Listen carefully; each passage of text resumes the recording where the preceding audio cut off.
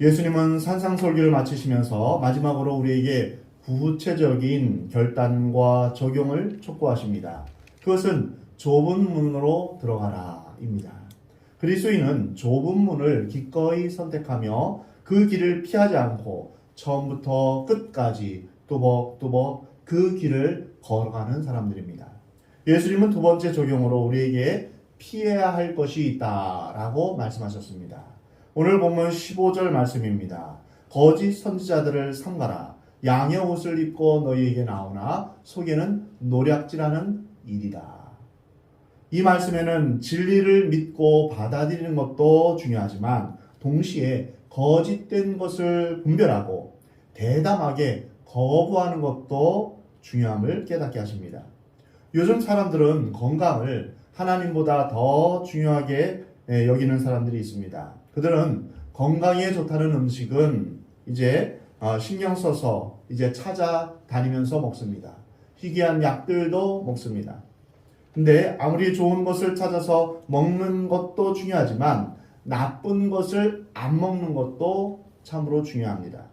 아무리 음식을 잘 먹고 영양분을 생각해도 한번 식사를 잘못해서 식중독이라도 걸리면 참 힘들고 어렵습니다. 지금까지 먹었던 것이 무의미하게 됩니다. 우리가 하나님의 말씀을 잘 듣고 경건 훈련을 하는 것도 참 중요하지만 진리가 아닌 것을 과감하게 버리고 거부해야 합니다.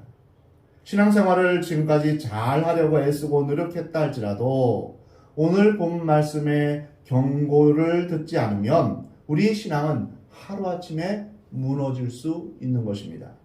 그래서 예수님은 우리에게 이처럼 중요한 경고의 말씀을 하시는 것입니다. 그러면 우리의 신앙을 파괴하는 가장 무서운 정체는 무엇일까요? 예수님은 한마디로 거짓 선지자라고 말씀해 주셨습니다. 실로 거짓 선지자들은 위험한 사람들입니다. 왜냐하면 그들은 하나님의 말씀을 들먹이지만 하나님의 백성들을 파멸로 이끌기 때문입니다. 이것은 한 개인의 신앙을 파멸시킬 뿐 아니라 한 민족의 신앙까지도 파괴시키는 것을 이스라엘 역사 가운데 볼 수 있습니다. 예수님은 복음서에서 거짓 선지자들과 회칠한 무덤 같은 위선자들에 대해서 여러 번 경고하셨습니다. 뿐만 아니라 서신서와 요한계시록에서도 예외 없이 거짓 사도, 거짓 선생, 적그리스도에 대해서 경고하십니다. 예수님은 우리가 신앙생활을 잘 하기 위해서 좁은 문으로 들어가는 것과 동시에 거짓 선지자들을 경계하고 그들을 삼가는 것이 중요하다고 말씀하셨습니다. 그러면 이제 거짓 선지자들이 어떤 사람들인지 성경을 통해서 우리가 알아보겠습니다. 첫 번째, 그들은 하나님의 말씀을 받지 않았음에도 불구하고 받은 것처럼 예언하는 사람들입니다. 예레미야 23장에 만군의 여호와께서 이와 같이 말씀하시되 너희에게 예언하는 선지자들의 말을 듣지 말라. 그들은 너희에게 헛된 것을 가르치나니 그들의 말하는 묵시는 자기 마음으로 말미암은 것이요 여호와의 입에서 나온 것이 아니니라. 거짓 선지자가 하는 예언은 하나님이 친히 가르쳐 주신 것이 아닙니다. 자기의 마음으로부터 나온 생각이다 라고 말씀하십니다. 물론 그가 한때 하나님의 말씀을 들었는지는 모르겠습니다. 그러나 하나님의 말씀을 거두어 가셨다면 침묵해야 합니다. 그럼에도 불구하고 계속해서 하나님의 음성을 듣고 전하는 것처럼 말하는 것은 굉장히 무서운 일입니다. 요즘 이단들이 일어나서 계시를 받았다면서 자신이 예수이다 라고 말하는 교주들이 줄줄이 이제 일어나고 있습니다. 문선명의 통일교, 안산홍의 하나님의 교회, 이호환 박옥수의 구원파, 이만희의 신천지 등 이루 말할 수 없는 이단들이 하나님의 백성을 유혹하면서 사람들의 영혼을 파멸시키고 있습니다. 이러한 이단들도 문제지만 성경 말씀을 이 세상의 철학과 사상으로 혼합하면서 변질시키는 그러한 경우도 많이 있습니다. 기독교 안에 이렇게 혼합되어 있는 유형을 보면 첫 번째로 하나님의 말씀과 이데올로기를 섞어 놓는 것입니다. 인권과 여러 인본주의 사상을 성경 말씀과 섞어 놓아서 혼란스럽게 만드는 것입니다. 두 번째는 하나님의 말씀과 기복신앙을 섞어 놓는 것입니다. 다시 말하면 예수 믿으면 잘 살고 병이 낫고 만사가 형통된다. 그러니 예수 믿어야 된다. 이렇게 말하는 것입니다. 이것은 기복신앙적인 그런 믿음이죠. 세 번째는 하나님 말씀과 적극적인 사고방식, 세상의 유행 등을 섞어 놓는 것입니다. 믿으면 된다. 하면 된다. 못할 것이 없다. 적극적으로 생각하라. 이러한 말들과 섞어 놓는 것입니다. 이런 말들은 어디서부터 어디까지 하나님의 말씀이고 무엇이 아닌지 구분하기가 매우 어렵습니다. 가장 무서운 것은 말씀의 타락입니다. 교회는 그래서 하나님의 음성을 분별할 수 있어야 합니다.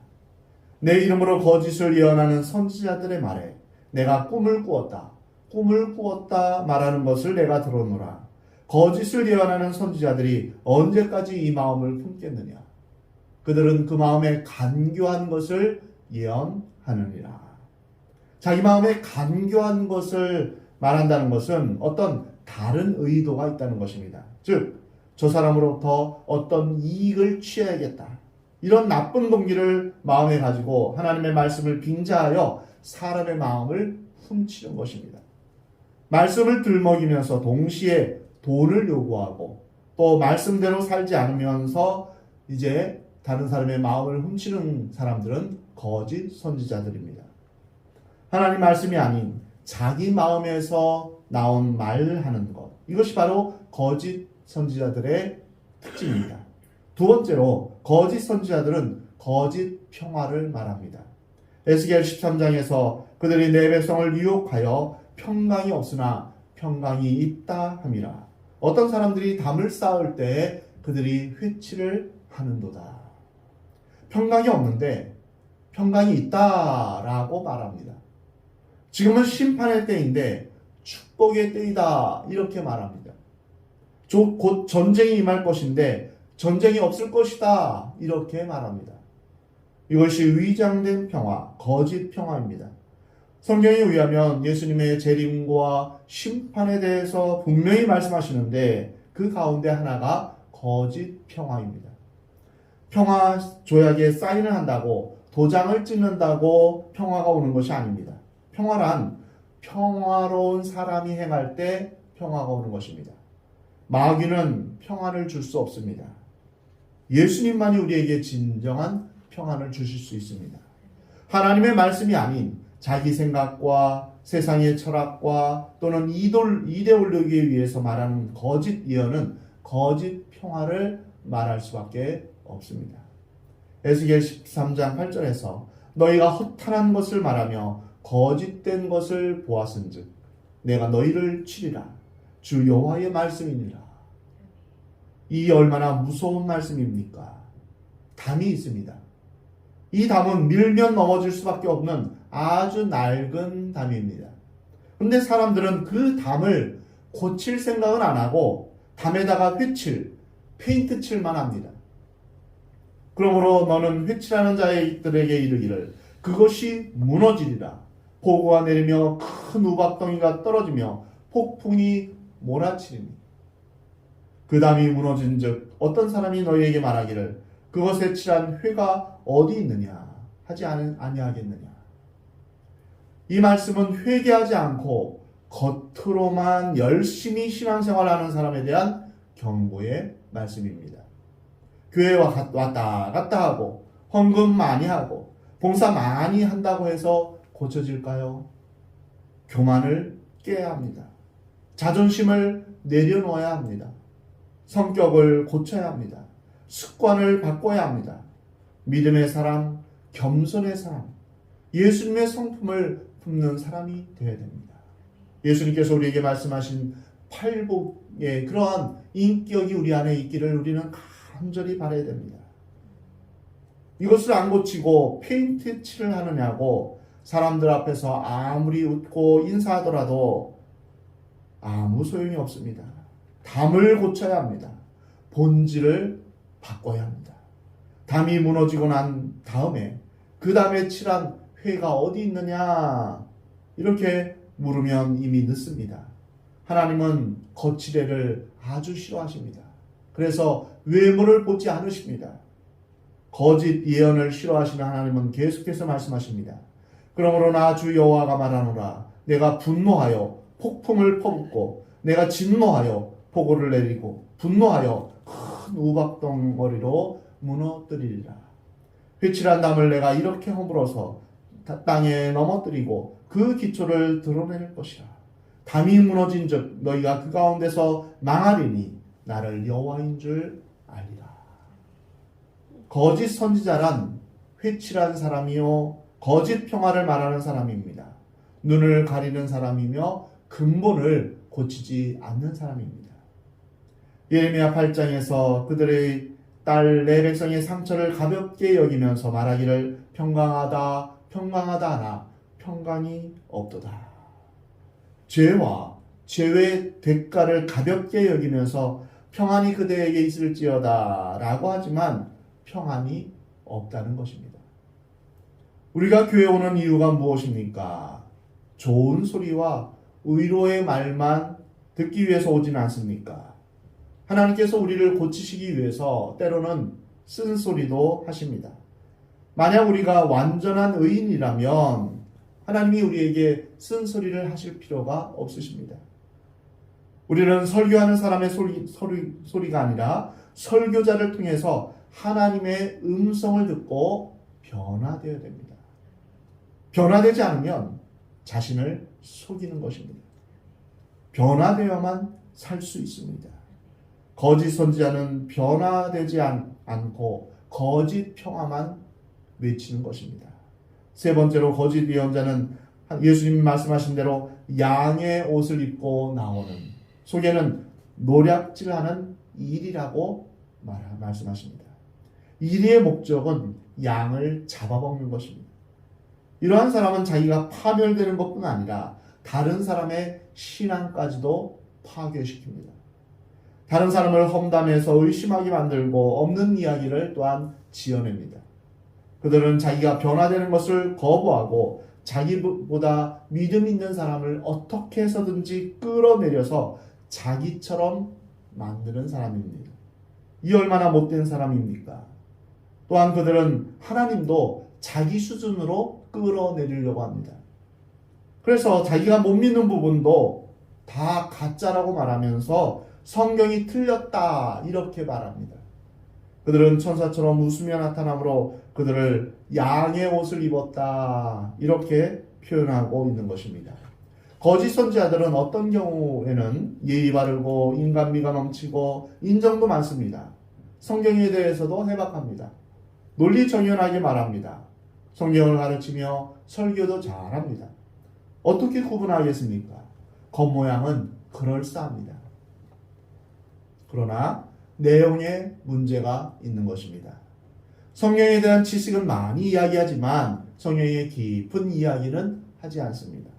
하나님에 대한 관심보다는 인간에 대한 관심이 더 많고 성경에 대한 관심보다는 상황에 대한 관심이 더 많습니다. 거기에 심리학, 사회학, 철학, 정치, 경제도 이야기하고 인권도 이야기합니다. 그런데 예수가 없습니다. 복음이 없습니다. 하나님의 거룩하심과 공의와 사랑과 용서에 대해서는 말하지 않습니다. 이것이 노략질하는 이리의 모습입니다. 이런 사람의 설교를 계속 듣고 있으면 처음엔 잘 모르지만 시간이 지나면서 우리 안에 믿음이 다 떨어지는 것을 볼 수 있습니다. 하나님을 사랑하는 마음도 헌신하는 마음도 없어지는 것입니다. 그들이 우리의 신앙을 노략질하기 때문입니다. 거짓 선지자들에게 위해서 멋있게 합리적으로 설득력 있게 신앙을 잃어버리는 것입니다. 이런 사람들은 하나님의 마음에 대해서 말할 때 두렵고 떨림으로 말하지 않고 농담식으로 말합니다. 기독교에 대해서 냉소적인 것도 아니지만 그렇다고 적극적으로 하나님의 말씀을 전하지도 않습니다.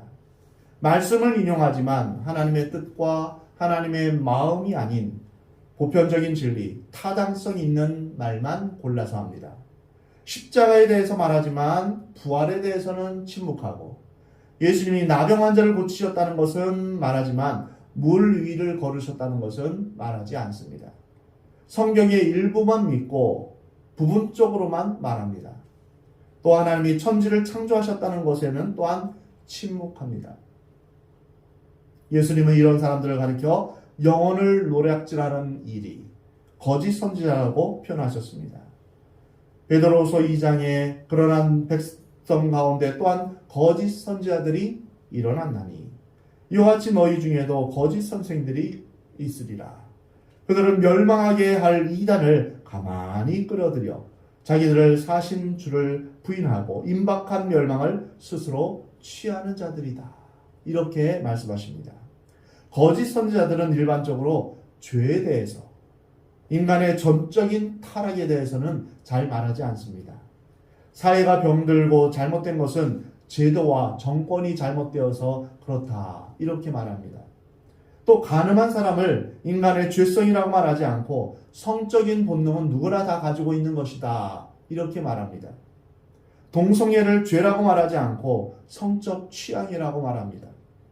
이것이 바로 인간의 죄를 하나의 심리학적 현상으로 해석하려는 거짓 선지자들의 주장인 것입니다.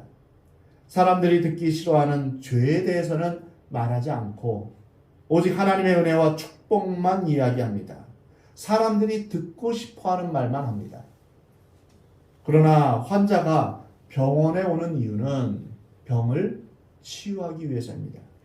병원에서 듣기 싫은 소리 한다고 가지 않으면 병을 고칠 수가 없습니다. 교회 오는 것은 죄를 치유하기 위해서입니다. 예수님을 만나야 죄에서 치유함을 받습니다. 내가 죄인인 것을 깨달아야만 그 죄를 버릴 수 있습니다. 그러나 사람들은 자기의 죄를 직면하는 것을 싫어합니다. 듣기 좋은 말만 듣고 싶어 합니다. 그러기에 거짓 선지자들은 예수님만이 구원이시다, 이 말에 긍정도 부정도 하지 않습니다. 그런 말은 쏙 빼고 예수님은 사랑이시다, 예수님은 억눌린 자를 해방시키기 위해 이 땅에 오셨다, 이렇게 말합니다. 그들은 기독교의 핵심 진리를 자주 피합니다. 그들은 부활을 믿을 수도 안 믿을 수도 없기에 부활이란 의미가 중요한 것이지 부활이 역사적 사실인가 아닌가 그것은 중요하지 않다, 슬쩍 넘어갑니다. 그리고 천국과 지옥을 설교하지도 않습니다. 거짓 선지자들은 예수님이 다시 오신다라는 것도 관심이 없습니다. 영원한 심판이나 영원한 삶에 대해서도 말하지 않습니다. 이렇게 볼 때 거짓 선지자들은 하나님의 영광을 위해서 산다거나 그리스도를 위해 죽는다는 것은 생각하지 않습니다. 그들은 선교사들을 우습게 생각합니다. 왜냐하면 선교사란 생명을 걸고 가야 하는 것인데 그들에게는 생명을 걸 만한 내용이 없기 때문입니다. 그들은 그리스도를 위해서 고난을 받는다든가 억울함을 당한다든가 그리스도를 위해서 헌신하는 것은 생각하지 않습니다.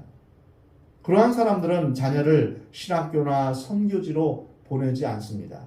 왜일까요? 그들에게는 그럴 만한 가치가 없기 때문입니다. 우리나라 초대교회는 복음을 위해 감옥에 들어가고 생명을 걸고 신사참배를 거부했던 믿음의 선배들이 있었습니다. 그러나 요즘은 적당히 예수 믿고 그저 나쁜 짓 안 하고 착하게 살면 되는 것으로 만족하는 신앙을 가지고 있습니다. 예수님을 위해, 복음을 위해 고난을 받고 오해를 받으면서도 이제 주님을 위해 생명을 바칠 수 있고 시간을 드릴 수 있고 주님 앞에 헌신하는 것이 없어져 버렸습니다. 이것이 현대교회의 문제인 것입니다. 이러한 문제를 일으키는 가장 무서운 적은 바로 하나님의 말씀을 땅에 떨어뜨리는 자유주의 신앙입니다. 성경 대신에 다른 곳으로 대치하는 모든 인간적인 사상들은 그것이 아무리 위대하다 할지라도 성경을 대신할 수는 없습니다. 성경의 진리를 단단히 붙잡지 않으면 하나님 말씀으로부터 조금씩 멀어지는데, 이것은 마치 배를 묶었던 줄이 서서히 풀리면서 배가 폭포를 향해 떠내려가는 것과 같은 것입니다. 하나님 말씀을 결사적으로 붙잡지 않으면 세상의 흐름을 따르게 되며 이는 멸망으로 가는 넓은 길로 가는 것과 같은 것입니다. 좋은 게 좋은 거다라면서 그저 세상의 사상과 세상의 이제 가치관을 따르며 살게 되는 것입니다. 그래서 오늘 본 말씀을 통해서 예수님은 성경의 절대 권위를 왜곡하고 변질시킴으로 사람들로 하여금 성경을 믿을 것인가 안 믿을 것인가 갈등하게 만드는 자를 주의하라고 경고하십니다. 그러면 거짓 선지자들을 어떻게 구분할 수 있을까요? 오늘 본 말씀 16절에 보면 그들의 열매로 그들을 알지니 가시나무에서 포도를 또는 엉겅퀴에서 무화과를 따겠느냐. 말이나 글이나 행동을 가지고는 구별이 어렵습니다. 물론 시간이 지나면 드러나지만 제일 중요한 것은 열매입니다. 성품이 중요합니다. 열매로 그 나무를 알 수 있는 것은 매우 엄중한 말씀입니다. 여러분의 신앙생활에서 열매가 있습니까? 제일 중요한 것은 전도의 열매인데요. 전도의 열매가 얼마나 있습니까? 생명은 반드시 재생산하게 마련입니다. 생명은 생명을 낳습니다. 사랑하는 성도 여러분 가운데 생명의 열매, 전도의 열매가 있기를 주의 이름으로 축원합니다. 나만 예수님 믿고 끝나는 것이 아니라 우리의 자녀들, 또한 우리의 형제들, 우리 주위 사람들이 우리 주님을 믿고 생명을 얻게 되는 것이 정말 중요한 것입니다. 또한 여러분에게 성령의 열매가 있습니까? 사랑의 열매가 있습니까? 기쁨의 열매가 있습니까? 선함의 열매가 있습니까? 사랑하는 성도 여러분, 여러분 늘 성령 충만하여 성령의 9가지 열매를 맺게 되는 여러분 되시기 바랍니다. 우리 주님은 우리에게 거짓 선지자들을 삼가라고 하셨습니다. 그리고 열매로 그 나무를 안다고 말씀하셨습니다. 성령의 충만함으로 우리가 영적인 분별력을 가지고 거짓 선지자를 멀리하는 여러분이 되시기 바랍니다. 그리고 하나님 말씀을 사모하며 성령의 열매, 전도의 열매, 주님이 기뻐하시는 삶의 열매를 맺어드려서 하나님 앞에 영광을 돌리는 저와 여러분의 삶이 되기를 하나님은 원하십니다.